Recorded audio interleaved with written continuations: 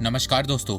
इस समय भारत वर्ल्ड की फास्टेस्ट ग्रोइंग मेजर इकोनॉमी है। जहां दुनिया भर के देशों की ग्रोथ रेट गिर रही है, वहीं भारत 7 से 8% से ग्रो कर रहा है। इसके अलावा भारत $4 ट्रिलियन जीडीपी बन चुका है। पिछले 10 सालों में भारत की जीडीपी डबल 2 से $4 ट्रिलियन हो गई है। पिछले 10 सालों में देश की अर्थव्यवस्था को स्ट्रांग बनाने के लिए भारत सरकार ने बहुत सारे रिफॉर्म भी किए और इन्हीं रिफॉर्म को स्टडी करने के बाद तमाम फाइनेंशियल इंस्टीट्यूशंस का कहना है अभी तो इंडिया की ग्रोथ जर्नी की शुरुआत हुई है। एक्सपर्ट का कहना है कि अगर भारत इसी हिसाब से ग्रो करता रहता है तो आने वाले 10 सालों में $10 ट्रिलियन की इकोनॉमी बनेगा और एक इकोनॉमिक पावर हाउस होगा। तो भारत को $10 ट्रिलियन जीडीपी बनने में कौन से स्टेट सबसे ज़्यादा कंट्रीब्यूट करने वाले हैं, आइए जानते हैं। पर सबसे पहले आप लोग चैनल को सब्सक्राइब करना बिल्कुल भी मत भूलिएगा। इंडिया के टोटल मैन्युफैक्चरिंग आउटपुट में 15 से 18% कंट्रीब्यूशन अकेले गुजरात का है। गुजरात भारत का one of the most industrially developed state है। गुजरात में 46 पोर्ट, 18 एयरपोर्ट है जो उसकी कनेक्टिविटी को बहुत स्ट्रांग बनाते हैं। गुजरात के पास 25 स्पेशल इकोनॉमिक जोन है। Gujarat world largest process diamond का प्रोड्यूसर है। गुजरात फार्मास्यूटिकल के मामले में भी बहुत आगे है। गुजरात को पेट्रोलियम कैपिटल ऑफ इंडिया भी कहा जाता है। इसके अलावा गुजरात एक्सपोर्ट में नंबर 1 है। भारत का 25% एक्सपोर्ट अकेले गुजरात करता है। Fast approval, single window system clearance, transparent policy ने गुजरात को एक इन्वेस्टर फ्रेंडली स्टेट बना दिया है। और सबसे बड़ी बात गुजरात की ग्रोथ की ये है कि गुजरात में पॉलिटिकल स्टेबिलिटी है। पिछले 20 सालों से बीजेपी गुजरात में पावर में, जिससे Gujarat long term economic planning कर पाता है। आज के समय गुजरात में वर्ल्ड क्लास इंफ्रास्ट्रक्चर मौजूद है, पर अब गुजरात इसे एडवांस लेवल पर लेकर जाना चाहता है और वो लेवल है स्मार्ट सिटी। हम जब भी चाइना की बात करते हैं तो चाइना की स्मार्ट सिटी शंघाई सबसे पहले दिमाग में आती है, क्योंकि शंघाई को चाइना की मैन्युफैक्चरिंग सिटी भी कहा जाता है। तो शंघाई की तरह गुजरात में भी इस समय 2 स्मार्ट सिटी पे काम चल रहा है, गिफ्ट सिटी और ढोलेरा स्मार्ट सिटी। ढोलेरा भारत की पहली कॉमर्शियल, इंडस्ट्रियल के साथ साथ रेसिडेंशियल सिटी भी होने वाली है। ढोलेरा में ऑलरेडी बड़ी बड़ी कंपनीज ने इन्वेस्टमेंट करना शुरू कर दिया है, जैसे कि ढोलेरा में भारत की पहली सेमीकंडक्टर फैक्ट्री को टाटा बना रहा है और भारत को अपनी पहली made in India chip Dholera से ही मिलने वाली है। इसके अलावा रेन्यू पावर और टॉरेंट पावर ने भी यहाँ पे इन्वेस्ट किया हुआ है। इसके अलावा कई सारी इंडियन और ग्लोबल कंपनीज भी ढोलेरा में इन्वेस्ट कर रही हैं। तो आने वाले समय में ढोलेरा में जैसे जैसे कंपनीज आएंगी, मैन्युफैक्चरिंग बढ़ेगी, वैसे वैसे ढोलेरा में रियल इस्टेट की प्राइस भी तेजी से बढ़ने लगेगी। और ये आपको हिस्ट्री में भी देखने को मिलेगा, जैसे कि मुंबई, बेंगलोर और ढोलेरा में भी रियल इस्टेट की प्राइस बढ़ती जा रही है। तो अगर आपको ढोलेरा से रिलेटेड कोई भी इंफॉर्मेशन चाहिए या इन्वेस्टमेंट रिलेटेड इंफॉर्मेशन चाहिए तो आप नेस्टोरिया ग्रुप से कांटेक्ट कर सकते हैं। कांटेक्ट नंबर डिस्क्रिप्शन में दिया गया है। इसके अलावा ढोलेरा में चाइना से बेटर इंफ्रास्ट्रक्चर बन रहा है। मानसून के समय भारत की कई सिटीज में पानी बढ़ जाता है, पर ढोलेरा में इसको मैनेज करने के लिए प्रॉपर रिवर फ्रंट बनाया जा रहा है। ढोलेरा में सब कुछ अंडरग्राउंड रहने वाला है। Sewage pipeline, gas pipeline, drainage pipeline. Dholera में वेस्ट मैनेजमेंट सिस्टम पे भी बहुत काम हो रहा है, जिससे वहाँ का एनवायरमेंट खराब ना हो। ढोलेरा को मैन्युफैक्चरिंग हब बनाने के लिए इजी बिजनेस पॉलिसी बनाई जा रही है, जिसके चलते कंपनीज को लंबे प्रोसीजर से होकर नहीं गुजरना पड़ेगा। इंडिया में पहले कंपनीज को गवर्नमेंट से अप्रूवल लेना पड़ता है, फिर लैंड परचेस करना पड़ता है, फिर मैन्युफैक्चरिंग प्लांट सेटअप करना पड़ता है, फिर जिस रिसोर्स की जरूरत पड़ती है जैसे कि वाटर, एनर्जी, ह्यूमन रिसोर्स, उसका अरेंजमेंट कंपनी खुद करती है। इन सब के लिए कंपनीज को जगह जगह से अप्रूवल लेना पड़ता है और फिर उसके बाद मैन्युफैक्चरिंग स्टार्ट होती है। पर ढोलेरा में ऐसा नहीं करना पड़ेगा। ढोलेरा का अपना एक एडमिनिस्ट्रेशन टावर होगा, ABCD टावर। कंपनीज को मैन्युफैक्चरिंग के लिए सारा अप्रूवल एक जगह से ही मिल जाएगा, जिसके चलते ढोलेरा में मैन्युफैक्चरिंग करना बहुत आसान हो जाएगा। इसके अलावा ढोलेरा कोस्टल रीजन के पास है, जिसके चलते ढोलेरा से एक्सपोर्ट करना भी बहुत आसान होने वाला है। ढोलेरा के अलावा गुजरात में गिफ्ट सिटी भी बन रही है। Gujarat Bharatmala, Sagarmala dedicated freight corridor से भी कनेक्टेड है, जिसके चलते फ्यूचर में गुजरात में मैन्युफैक्चरिंग और तेजी से बढ़ेगी। इसके अलावा गुजरात में बुलेट ट्रेन कॉरिडोर भी बन रहा है। World largest hybrid renewable energy park, साथ में solar, wind, green hydrogen corridor भी बन रहा है। इंफ्रास्ट्रक्चर के अलावा गुजरात मैन्युफैक्चरिंग में भी बहुत फोकस कर रहा है। Gujarat pharmaceutical, petrochemical, refining, textile, automobile manufacturing के मामले में भी लीड करता है और ग्लोबली एक्सपोर्ट भी करता है। पर अब गुजरात सेमीकंडक्टर मैन्युफैक्चरिंग में फोकस कर रहा है। गुजरात की सरकार ने 2022 में इंडिया की पहली dedicated semiconductor and display manufacturing policy को इंट्रोड्यूस किया था, जिसमें कंपनीज को कई सारे इंसेंटिव देने की बात की गई है। जिसके बाद गुजरात में कई कंपनीज ने इन्वेस्टमेंट भी करना शुरू कर दिया है और कई कंपनीज ने तो मैन्युफैक्चरिंग प्लांट भी सेटअप करना शुरू कर दिया है, जैसे कि टाटा ढोलेरा में 91,000 करोड़ रुपए की AI enable chip fabrication facility बना रहा है। मैन्युफैक्चरिंग के अलावा गुजरात FDI को भी अट्रैक्ट करने के लिए गुजरात ने स्टार्टअप गुजरात भी लॉन्च किया है, जिसके चलते कंपनीज न्यू स्टार्टअप में इन्वेस्ट भी कर रही हैं। इसके अलावा गुजरात की सरकार ने विजन 2035 एक long term strategic road map तैयार किया है, इसका मेन फोकस है inclusive development, infrastructure led growth, industrial transformation, green and digital economy and global level competitiveness.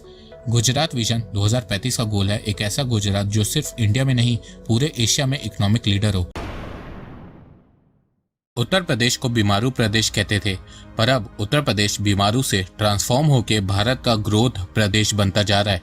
Uttar Pradesh का इंफ्रास्ट्रक्चर स्ट्रांग हो रहा है, उत्तर प्रदेश में मैन्युफैक्चरिंग बढ़ रही है और अब रेवेन्यू सरप्लस के मामले में उत्तर प्रदेश भारत का नंबर 1 स्टेट बन गया है। अब आप लोग सोच रहे होंगे कि पिछले 8 से 10 सालों में ये मिरेकल हुआ कैसे। तो देखो, सीएजी ने अपनी रिपोर्ट में बताया कि यूपी का टैक्स कलेक्शन बढ़ा है और साथ में न्यू रेवेन्यू सोर्सेज भी बढ़े हैं। इसके अलावा यूपी ने पिछले कुछ सालों में एक्सप्रेसवे, मेट्रो प्रोजेक्ट, एयरपोर्ट और इंडस्ट्रियल कॉरिडोर पे हैवी इन्वेस्ट किया है, जिससे कनेक्टिविटी इंप्रूव हुई है, जिससे यूपी में इन्वेस्टमेंट बढ़ रही है। यूपी में फैक्ट्रीज के नंबर तेजी से बढ़ रहे हैं। 2017 में यूपी में 15,000 फैक्ट्री थी, जो 2023 में बढ़ के 21,000 से ज्यादा हो गई है, जिससे यूपी की ग्रोथ को बूस्ट मिल रहा है। इसके अलावा यूपी में 96 लाख एमएसएमई यूनिट्स हैं और एक्सपोर्ट यूपी का 2 लाख करोड़ तक पहुंच गया है। 1 डिस्ट्रिक्ट 1 प्रोडक्ट ODOP यूपी की इकोनॉमी को बूस्ट दे रहे हैं और 2030 तक यूपी का एक्सपोर्ट 5 लाख करोड़ तक पहुंच जाएगा। आज के समय यूपी की ज्यादातर सिटीज में इंडस्ट्रियलाइजेशन बहुत तेजी से हो रही है। नोएडा, ग्रेटर नोएडा में electronics, mobile manufacturing, EV, data centre, auto part की फैक्ट्रीज ओपन हो रही है। कानपुर में लेदर एंड टेक्सटाइल की फैक्ट्रीज ओपन हो रही है। गोरखपुर में plastic park and food processing की फैक्ट्रीज ओपन हो रही है। यूपी में डिफेंस कॉरिडोर बन रहा है, जिसके चलते आगरा, अलीगढ़, चित्रकूट, झांसी, कानपुर, लखनऊ में डिफेंस फैक्ट्रीज ओपन हो रही है। जैसे कि लखनऊ में ब्रह्मोस की फैक्ट्रीज ओपन हुई है। बरेली, मुरादाबाद, सहारनपुर में handicraft and automotive small factories open हो रही है। आजमगढ़, मऊ, देवरिया, बलिया में small textile, carpet, agro processing unit की फैक्ट्रीज ओपन हो रही है। पूरा यूपी ट्रांसफॉर्म हो रहा है, जिसके चलते यूपी में फैक्ट्रीज के नंबर तेजी से बढ़ रहे हैं, जिससे उत्तर प्रदेश का एक्सपोर्ट भी तेजी से बढ़ रहा है। उत्तर प्रदेश एक्सपोर्ट के मामले में टॉप 5 स्टेट्स में आ गया है और यूपी में सबसे ज्यादा इलेक्ट्रॉनिक गुड्स का एक्सपोर्ट हो रहा है, जहां गुजरात, कर्नाटका पेट्रोलियम प्रोडक्ट्स को एक्सपोर्ट कर रहे हैं। महाराष्ट्र, तमिलनाडु इंजीनियरिंग, वहीं यूपी इलेक्ट्रॉनिक एक्सपोर्ट में लीड कर रहा है और इलेक्ट्रॉनिक हब बनता जा रहा है।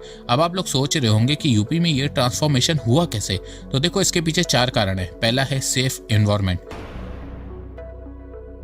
2017 में जब योगी आदित्यनाथ पावर में आए थे, तब उनका मेन मोटिव यूपी में क्राइम को कम करना और लॉ एंड ऑर्डर को मेंटेन करना था, जिससे यूपी में इन्वेस्टमेंट आ सके, यूपी में एम्प्लॉयमेंट बढ़ सके, यूपी में बिजनेस ग्रो हो सके, जिससे ओवरऑल यूपी ग्रो हो सके।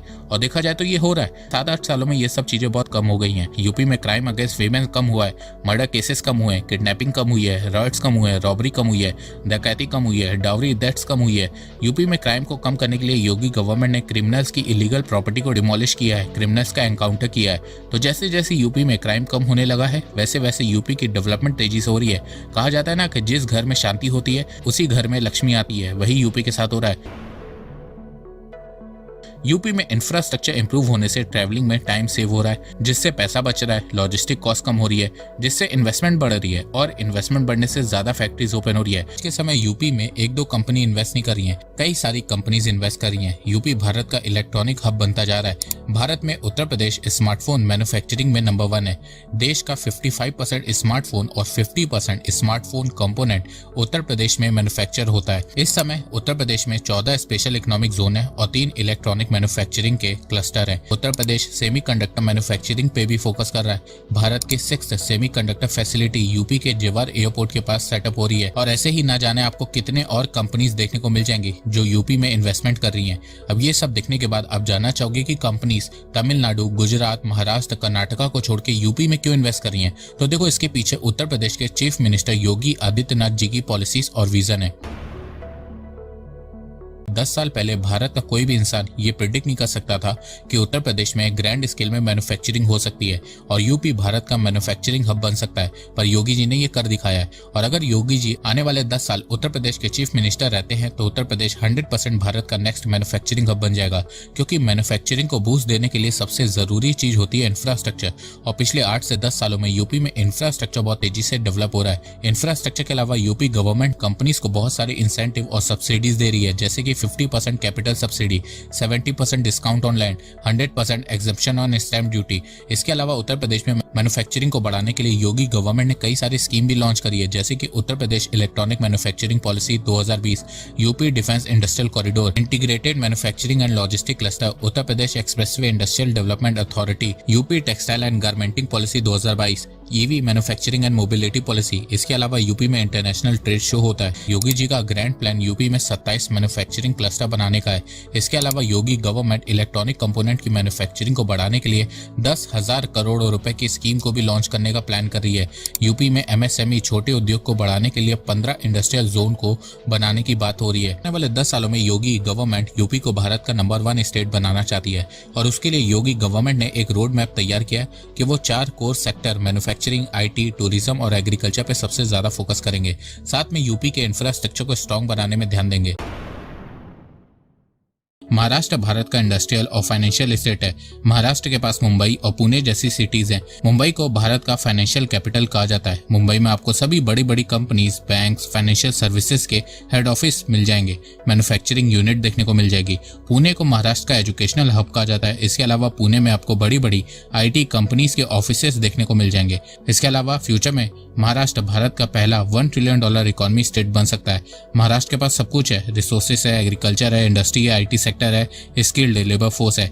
इसके अलावा महाराष्ट्र के पास 16 एयरपोर्ट, 2 मेजर और 48 माइनर पोर्ट है। भारत का largest port JNPT port Maharashtra में, जो उसे एक्सपोर्ट के लिए वेल कनेक्टेड भी बनाता है। तो इंडियन इकोनॉमी में महाराष्ट्र बहुत सपोर्ट करता है। तमिलनाडु को factory of India, manufacturing hub of India कहा जाता है। भारत की 17% फैक्ट्रीज तमिलनाडु में लोकेटेड है। तमिलनाडु भारत का सेकंड वेल्थिएस्ट स्टेट है। तमिलनाडु भारत का हाईली अर्बनाइज्ड पॉपुलेशन स्टेट है, जहां 60% आबादी अर्बन एरियाज में रहती है। तमिलनाडु में आपको automobiles, auto component, electronic, aerospace, engineering, pharmaceutical, textile, leather, chemical, plastic सबकी मैन्युफैक्चरिंग यूनिट देखने को मिल जाएगी। तमिलनाडु के चेन्नई में आपको Foxconn, Samsung, Cisco, Dell, Apple का मैन्युफैक्चरिंग प्लांट देखने को मिल जाएगा। चेन्नई को साउथ एशिया का मैन्युफैक्चरिंग हब बोला जाता है। तमिलनाडु में वेल डेवलप्ड इंफ्रास्ट्रक्चर है। तमिलनाडु में excellent road and rail network है। 3 मेजर पोर्ट है, 15 माइनर पोर्ट है, 8 एयरपोर्ट है। तमिलनाडु के पास highly qualified, skilled, discipline, productivity oriented, English speaking human force है। तो देखा जाए तमिलनाडु भारत की मैन्युफैक्चरिंग में बहुत कंट्रीब्यूट करता है। कर्नाटका को knowledge capital of India, IT hub of India, innovation and startup hub of India कहा जाता है।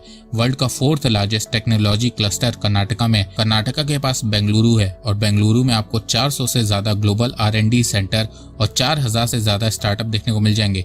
कर्नाटका में 34 ऑपरेशनल स्पेशल इकोनॉमिक जोन है। कर्नाटका में आपको automobile, electronic, biotechnology, pharmaceutical, textile, chemical की मैन्युफैक्चरिंग यूनिट देखने को मिल जाएगी। इसके अलावा बेंगलुरु, जिसे भारत का सिलिकॉन वैली कहा जाता है, बेंगलुरु में आपको सबसे ज्यादा यूनिकॉर्न देखने को मिलेंगे। बेंगलुरु में आपको मेजर IT कंपनी जैसे कि TCS, Infosys, Google, Mahindra and Mahindra financial services, Amazon, IBM, Intel के ब्रांचेस देखने को मिल जाएंगे। कर्नाटका भारत के IT सेक्टर का बैकबोन है। नॉर्थ ईस्ट में अगर कोई स्टेट है जो भारत को $10 ट्रिलियन इकोनॉमी बनाने में सबसे ज्यादा हेल्प करने वाला है तो वो स्टेट है असम। असम को टी, सिल्क और बायोडाइवर्सिटी के लिए जाना जाता है। देश का 50% टी प्रोडक्शन असम में होता है। देखो असम में बहुत पोटेंशियल है। असम के पास बहुत ही अच्छी फर्टाइल लैंड है और अब असम की स्टेट गवर्नमेंट असम में एग्रीकल्चर सेक्टर को बूस्ट करने में भी लगी हुई है। इसके अलावा असम में पेट्रोलियम और नेचुरल गैस भी है। साथ में कई सारे मिनरल्स जैसे कि ग्रेनाइट, लाइमस्टोन भी है, जो आने वाले समय में असम को ग्रो करने में हेल्प करेंगे। इसके अलावा असम में घूमने की कई जगह हैं। असम में 5 नेशनल पार्क हैं, 18 वाइल्ड लाइफ सेंचुरीज हैं। असम की गवर्नमेंट असम के टूरिज्म को बूस्ट करने में भी लगी हुई है, जिससे असम का रेवेन्यू बढ़ रहा है। अगर भारत सरकार असम में फोकस करे तो भारत के ट्रेड और एक्सपोर्ट को बढ़ाने में असम क्रिटिकल रोल प्ले कर सकता है, क्योंकि असम बांग्लादेश और म्यांमार दोनों देशों से कनेक्टेड है। इसके अलावा असम भारत के नॉर्थ ईस्ट का गेटवे है। सिक्योरिटी पर्पस के लिए भी असम भारत के लिए बहुत इंपॉर्टेंट है। मध्य प्रदेश, जिसे हार्ट ऑफ इंडिया कहा जाता है, इंडिया के सबसे स्ट्रेटेजिकली लोकेटेड स्टेट में से एक है। मध्य प्रदेश की इकोनॉमी का base agriculture, mineral, power, manufacturing, logistic पर खड़ा है। मध्य प्रदेश को फूड बास्केट ऑफ इंडिया कहा जाता है। मध्य प्रदेश इंडिया का largest wheat producer, largest soybean producer, major producers of pulses जैसे कि चना, तुअर और मूंग दाल। मध्य प्रदेश के पास फ्यूल, मिनरल, कोल और प्रीशियस स्टोन का भंडार है। मध्य प्रदेश भारत का इकलौता डायमंड प्रोड्यूसिंग स्टेट है। मध्य प्रदेश गवर्नमेंट ने इंडस्ट्रियल ग्रोथ पर हैवी फोकस करना शुरू कर दिया है। मध्य प्रदेश में cement, automobile, EV component, pharmaceutical, textile, food processing की मैन्युफैक्चरिंग यूनिट है। मध्य प्रदेश में 300 फार्मास्यूटिकल यूनिट है, 30 ऑटो कंपोनेंट यूनिट्स हैं। मध्य प्रदेश एक सोया हुआ शेर है, पर जिस दिन मध्य प्रदेश जागा वो बहुत तेजी से भागेगा। ऐसा इसलिए क्योंकि मध्य प्रदेश आज भी एक एग्रीकल्चर स्टेट है, पर मध्य प्रदेश में मैन्युफैक्चरिंग को बूस्ट देने के लिए बहुत सारे स्पेशल इकोनॉमिक जोन बनाए जा रहे हैं और इससे धीरे धीरे एमपी में मैन्युफैक्चरिंग बढ़ रही है। एमपी का सेंट्रल लोकेशन इसका सबसे बड़ा स्ट्रेटेजिक एडवांटेज है। नॉर्थ से साउथ और ईस्ट से वेस्ट ट्रेड रूट यहीं से पास होता है। फ्यूचर में मध्य प्रदेश इंडिया का लॉजिस्टिक बैकबोन बन सकता है। मध्य प्रदेश टूरिज्म में quality over quantity model follow करता है। एमपी में घूमने की कई जगह हैं, जैसे खुजरा और कई सारे नेशनल पार्क हैं और स्पिरिचुअल टूरिज्म के लिए उज्जैन और ओमकारेश्वर है। देखो, मध्य प्रदेश के पास बहुत पोटेंशियल है, पर वो अब तक अपने पोटेंशियल पे खड़ा नहीं उतरा है। पर फ्यूचर में जैसे जैसे मध्य प्रदेश ग्रो करेगा, भारत भी तेजी से $10 ट्रिलियन की इकोनॉमी बनेगा। आंध्र प्रदेश के पास well developed social, physical and industrial infrastructure है। इसके अलावा आंध्र प्रदेश के पास अच्छा एयरपोर्ट और पोर्ट इंफ्रास्ट्रक्चर भी है। आंध्र प्रदेश में विशाखापट्टनम पोर्ट है। आंध्र प्रदेश से सबसे ज्यादा मरीन प्रोडक्ट एक्सपोर्ट होता है। आंध्र प्रदेश में 24 ऑपरेशनल स्पेशल इकोनॉमिक जोन है। आंध्र प्रदेश में आपको pharmaceutical, textile, leather, food processing की मैन्युफैक्चरिंग यूनिट देखने को मिल जाएगी। देखो, आंध्र प्रदेश के पास भी बहुत ज्यादा पोटेंशियल है, पर वो अब तक अपने पोटेंशियल पे खड़ा नहीं उतर पाया है। पर फ्यूचर में जैसे जैसे आंध्र प्रदेश भी ग्रो करेगा, भारत भी तेजी से $10 ट्रिलियन की इकोनॉमी बनेगा। 2014 में आंध्र प्रदेश से अलग होकर तेलंगाना फॉर्म हुआ था, पर उसके बावजूद तेलंगाना में बहुत पोटेंशियल है, क्योंकि तेलंगाना के पास पहले से ही वेल रेडीमेड इंफ्रास्ट्रक्चर मौजूद है। हैदराबाद इसकी कैपिटल है और हैदराबाद को इंडिया की आईटी कैपिटल कहा जाता है। तेलंगाना टूरिज्म के लिए भी बहुत फेमस है। 477 टूरिस्ट डेस्टिनेशन है। तेलंगाना में बहुत सारे डेटा सेंटर भी फॉर्म हो रहे हैं। तेलंगाना 11% की ग्रोथ रेट से बढ़ रहा है और तेलंगाना का मर्चेंडाइज एक्सपोर्ट भी तेजी से बढ़ता जा रहा है। तो देखा जाए, फ्यूचर में तेलंगाना भारत को $10 ट्रिलियन इकोनॉमी बनाने में बहुत हेल्प करने वाला है। राजस्थान की इकोनॉमी इंडिया की फास्टेस्ट ग्रोइंग इकोनॉमीज में से एक बन चुकी है। माइनिंग, टूरिज्म, एग्रीकल्चर से लेकर मैन्युफैक्चरिंग, रिन्यूएबल एनर्जी और सर्विसेज तक राजस्थान की इकोनॉमी काफी डाइवर्सिफाइड है। राजस्थान इंडिया के सबसे बड़े मिनरल प्रोड्यूसिंग स्टेट में से एक है। यहाँ लगभग 81 तरह के मिनरल्स मिलते हैं, जिसमें से 57 मिनरल्स कॉमर्शियल लेवल पर प्रोड्यूस किए जाते हैं। इसके अलावा राजस्थान डायमेंशनल और डेकोरेटिव स्टोन जैसे कि मार्बल, सैंडस्टोन, ग्रेनाइट के प्रोडक्शन में भी काफी बड़ा योगदान देता है। राजस्थान इंडिया का सोलर एनर्जी हब भी बनता जा रहा है। राजस्थान इंडिया के टॉप टूरिस्ट स्टेट में से एक है। यहाँ के हिस्टोरिक प्लेसेस, खासकर जयपुर और उदयपुर के महल काफी फेमस है। राजस्थान टूरिज्म डिपार्टमेंट के मुताबिक 2023 में लगभग 17 करोड़ 90 लाख से ज्यादा लोग राजस्थान गए थे। तो देखा जाए, फ्यूचर में राजस्थान भारत को $10 ट्रिलियन इकोनॉमी बनाने में बहुत हेल्प करने वाला है। तो देखो, ये है भारत के वो राज्य जो इंडियन इकोनॉमी को बहुत सपोर्ट करते हैं, पर कुछ राज्य ऐसे हैं जो भारत पे बोझ बनते जा रहे हैं और इन राज्यों का कर्ज तेजी से बढ़ता जा रहा है। देखो, कर्ज उत्तर प्रदेश के ऊपर भी है, महाराष्ट्र के ऊपर भी है, तमिलनाडु, गुजरात, कर्नाटका सबके ऊपर है। पर ये राज्य लगातार तेजी से ग्रो कर रहे हैं और देश की अर्थव्यवस्था को आगे लेकर जा रहे हैं। पर कुछ राज्य ऐसे हैं जो इकोनॉमी को सपोर्ट करने के बजाय देश पे बोझ बनते जा रहे हैं, जैसे कि वेस्ट बंगाल। पिछले 5 साल में वेस्ट बंगाल में 2200 से ज्यादा कंपनीज बंद हो चुकी हैं और वो बंगाल छोड़ के जा चुकी हैं।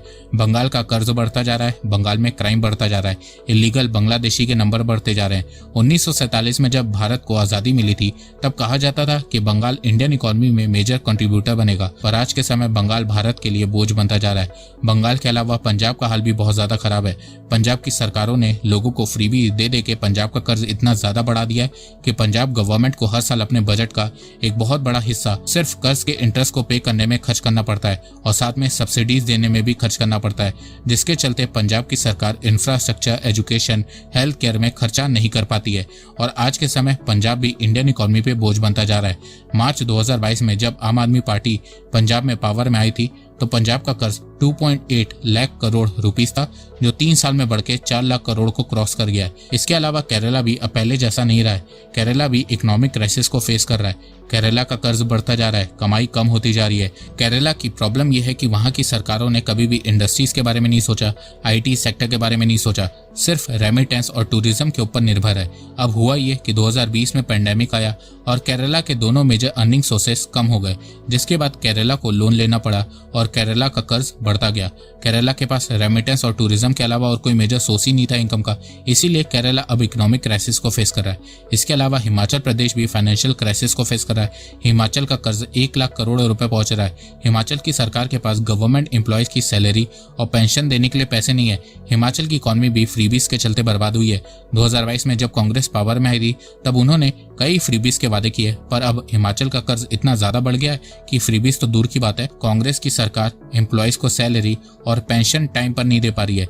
तो फ्रीबीज और पुअर फाइनेंशियल मैनेजमेंट के चलते ये सब राज्य आज भारत के ऊपर बोझ बनते जा रहे हैं। इन राज्यों में सरकार खूब फ्रीबीज देती है, जिसके चलते इन राज्यों का कर्ज बढ़ता जा रहा है। अब आप लोग जानना चाहोगे कि इन राज्यों का कर्ज कैसे कम होगा, तो आरबीआई ने अपनी रिपोर्ट में कहा है कि देश के सभी राज्यों को कम से कम अपने बजट का 1/3 हिस्सा डेवलपमेंट और न्यू इंफ्रास्ट्रक्चर में खर्च करना होगा। आरबीआई ने बताया कि इन राज्यों को डेट ट्रैप से निकलने के लिए अर्निंग सोर्सेज को बढ़ाना होगा। राज्यों को infrastructure, educational institution, health facility में इन्वेस्ट करना होगा। इसके अलावा आरबीआई ने बताया कि राज्य का कर्ज कम करने के लिए सरकारों को फ्रीबीज को कम करना होगा। सिर्फ जरूरतमंद को ही सब्सिडी देना होगा। इलेक्शन जीतने के लिए उठपटांग वादों से बचना होगा, तभी राज्यों का कर्ज कम होगा। इसके अलावा सुप्रीम कोर्ट ने भी कई बार कहा है कि फ्रीबीज इंडियन इकोनॉमी के लिए डेंजर साबित हो रही है, पर पॉलिटिकल पार्टी वोट के चक्कर में इसको पूरी तरह से इग्नोर कर देती है, चाहे वो ए पार्टी हो, बी पार्टी हो या सी पार्टी हो। तो दोस्तों, आपको ये वीडियो कैसा लगा, आप अपनी राय मुझे कमेंट सेक्शन में बताइए। तो अब तक के लिए बस इतना ही। धन्यवाद। जय हिंद, जय भारत।